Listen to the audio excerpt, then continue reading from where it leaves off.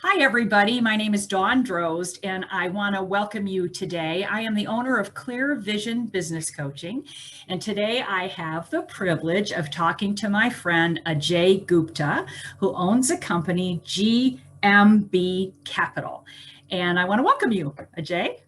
Thank you, Don. I appreciate you asking me to be on here. I'm looking forward to talking to you. Excellent. My pleasure.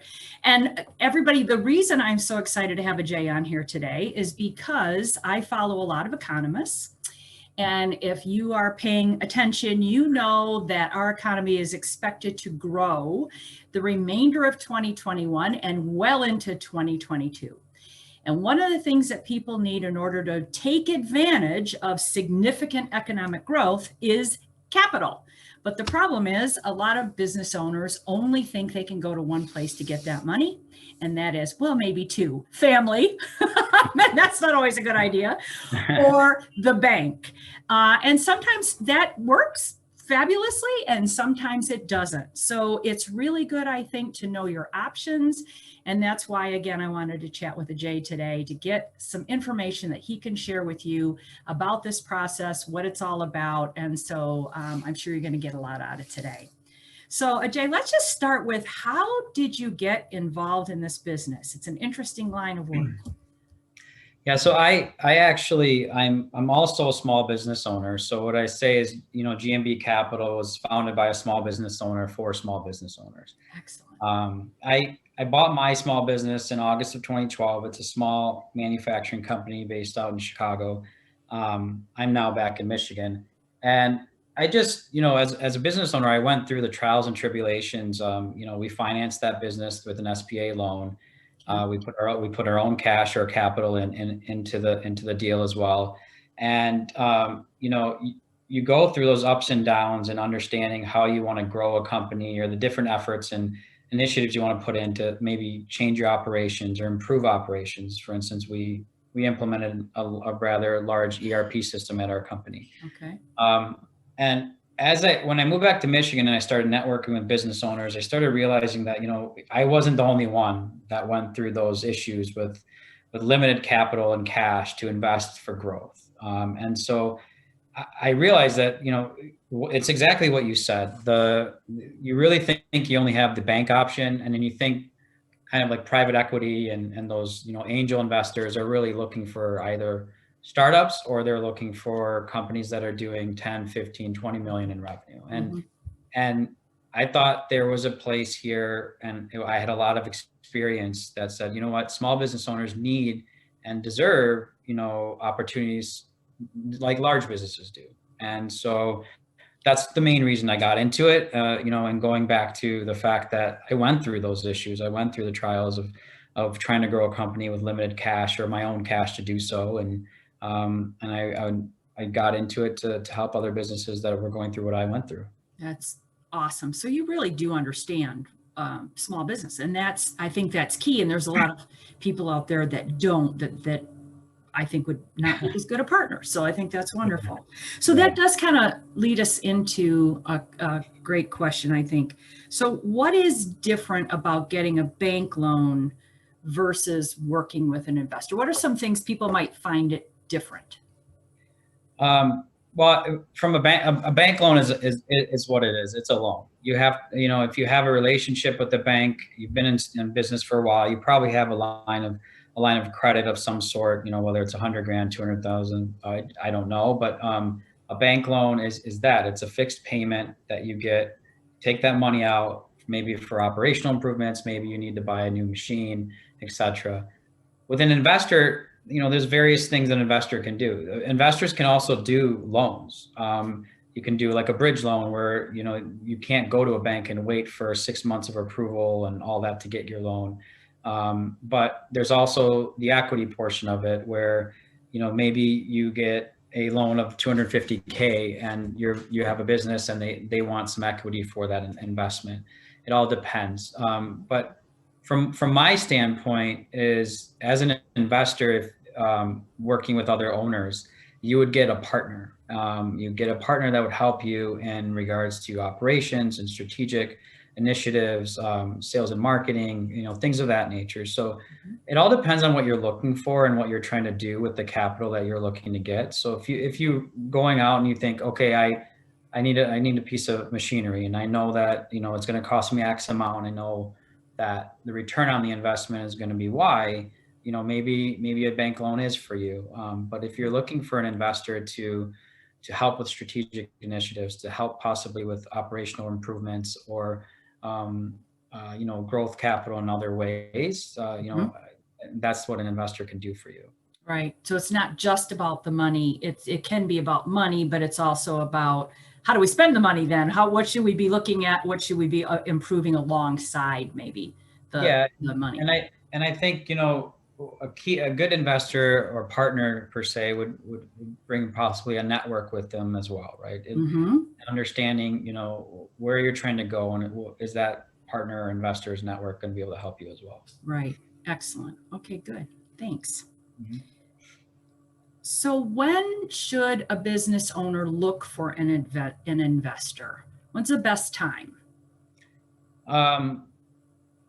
It depends on what their needs are, right? I've seen and spoken to a lot of business owners that they're running, $2, $3, $4 million businesses, and they are looking to exit, right? And so you think of, when you hear the word investor, you're thinking, oh, he's just looking to invest and get into the business and operations. He's not going to help with an exit. An investor can actually help you find a possible buyer, or that investor could be the buyer of your company, right? So okay. Exit strategy or exit planning could be a possible starting point for wanting to look for an investor or an acquirer.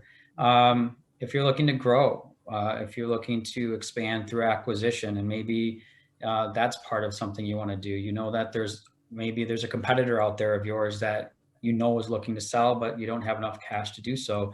Maybe that's an aspect that you'd want to talk to an investor for. So, and also maybe I've talked to a number of owners lately that some young, some older. I talked to an owner that was in his early 30s, and he bought a company, in his early 20s, and he wants to do something else. He wants to do real estate development. So he wants to, take some of the value built in that business, reduce some of his time in the current business so he can go and do other things. So if you're looking to maybe reduce your time in operations and focus on maybe the key areas that you like of the business, or maybe reduce your time because you want to go do other things, or you're older and you're thinking, I don't want to retire just yet, but I do want to reduce my hours. And maybe you can find an investing partner that is willing to take on some of those operational roles as well. Interesting. Okay. Yeah. Lots of great reasons. It sounds like. And it sounds like you may have covered a lot of this, but what can investment capital do for a business? Is there anything added to that, what you just said, that it can do for a business? I think you answered it pretty well.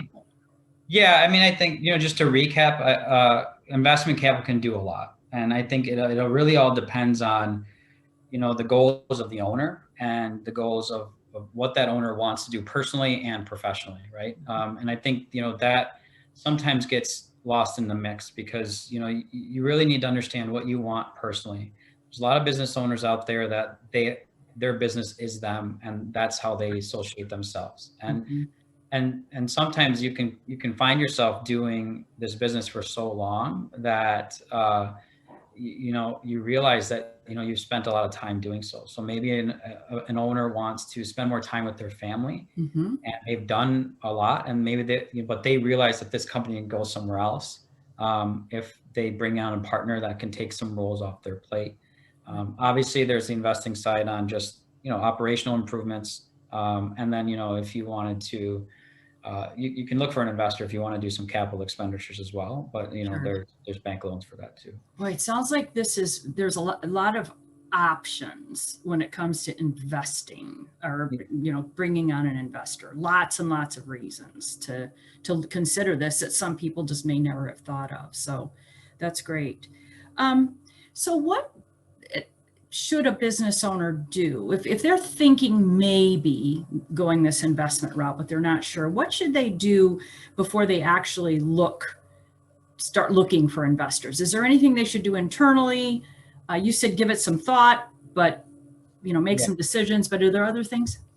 So, I mean, that's a really good question, because I've spoken to a number of business owners that, I think they get scared when they hear about investment capital, or they're not as familiar with it. And so, a couple things to do to get prepared outside of understanding, what you really want the capital or the investment capital for. Mm-hmm. To get prepared when you're meeting with an investor is, maybe you should have at least 3 years of financial statements and or tax returns available to review.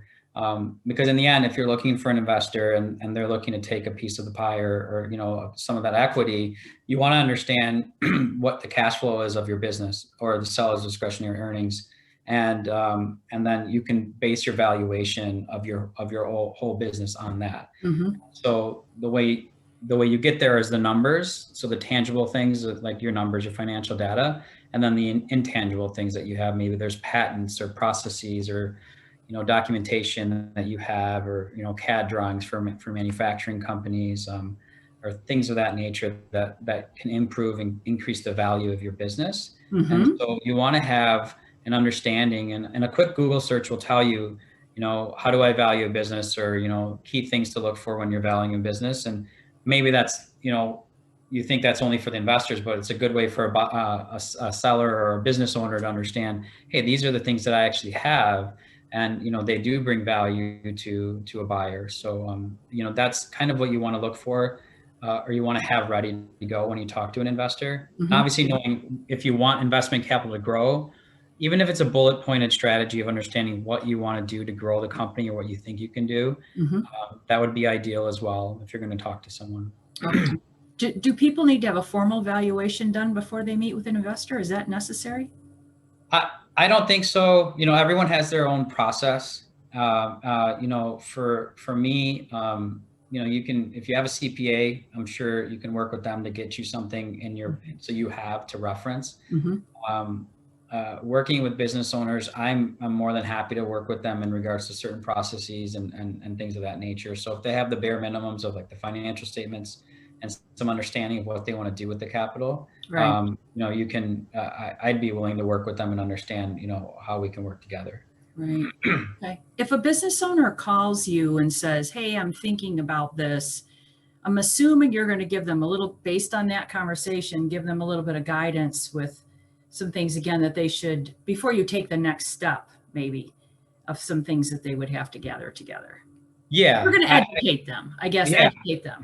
Yeah. And from that standpoint, maybe I can, talk about, the process that I follow. I have certain guidelines and checklists in various areas that I would ask questions for. Mm-hmm. And then, I have kind of a financial analysis template that I've built as well that I would leverage to help value. But yes, if a business owner wants to just talk through some questions they have of working with an investor, I'm more than happy to provide guidance and give them some additional feedback on what they should do to do so. That's really wonderful. Thank you so much.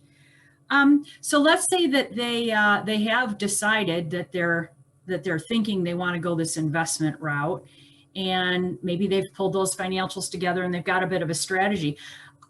I mean, how do you find the right partner? Because this sounds, again, the word is partner here, and we know how tricky partnerships can be, right? And I've got to think that just like people, are way different from one spectrum to the other, investors are exactly the same way. And there's probably great big giant investment companies and little bitty people.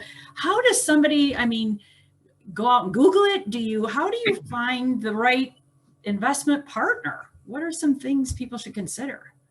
I think, from my experience, part of it for me is, actually getting out there and talking to people, right? So, you definitely want to go out there and do some research on your own and understand, what investors look for, different types of investors out there. A number of investors will have their website, and they'll tell you what their requirements are and, kind of their strategy, right? If they want to take a majority ownership or minority ownership, if they have a long-term focus, or if they have like a 5 to 7 year exit plan strategy, right? And so, you have to know if is this a longer term play for you? You need to know those types of things as well. But the warm intros from your network probably would be good. I think if you can get someone to introduce you to someone in Southeast Michigan, there's a decent amount of players out here, but they definitely play in the higher areas, right? I'm looking at any companies doing 10 million or less in revenue,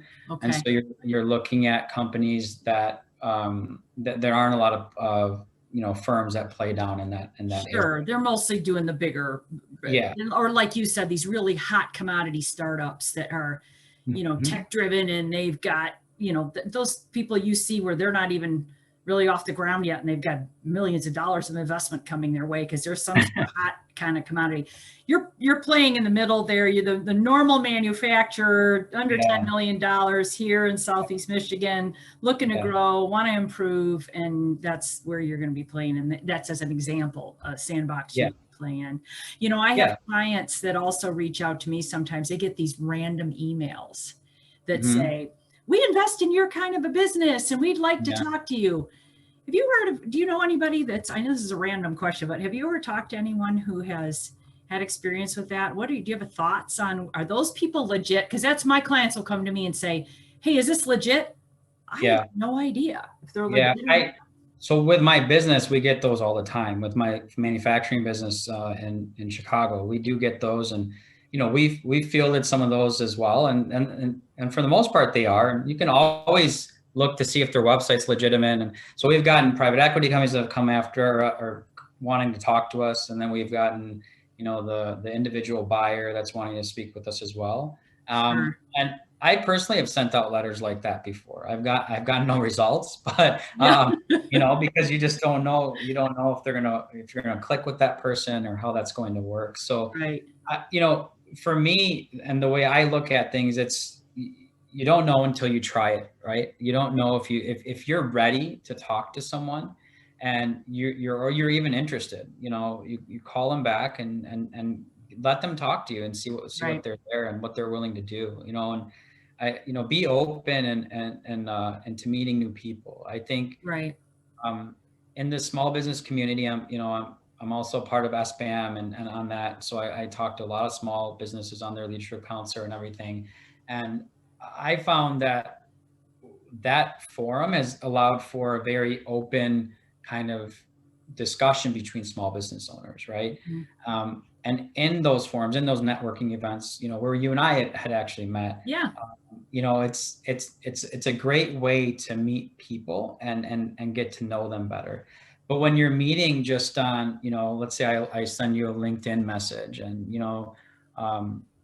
if you don't go into that with some open-mindedness and wanting to learn or wanting to listen, it'll be hard. So you have to be open-minded, but definitely ask the pointed questions. Hey, why are you interested? What are your goals with investment? Why are you looking at my industry? Things of that nature. And those are great. Yeah. And the worst thing that come out of it, you learn something from that conversation. Right. Right. Absolutely. So, that's great. Well, wonderful. Well, I really want to say thank you for your time. I appreciate it so much. And we'll be sharing your contact information on here. So I encourage everyone, if you are the least bit curious about this, Ajay is a great resource, great guy to chat with. He'll answer your questions. And again, this is the time. If anybody's thinking about it, this is a perfect time to be talking about growing, how to grow your business, and to put those strategies together. So thanks again. I really appreciate it, and look forward to our next conversation. Well, thanks for having me. I appreciate it as well. My pleasure.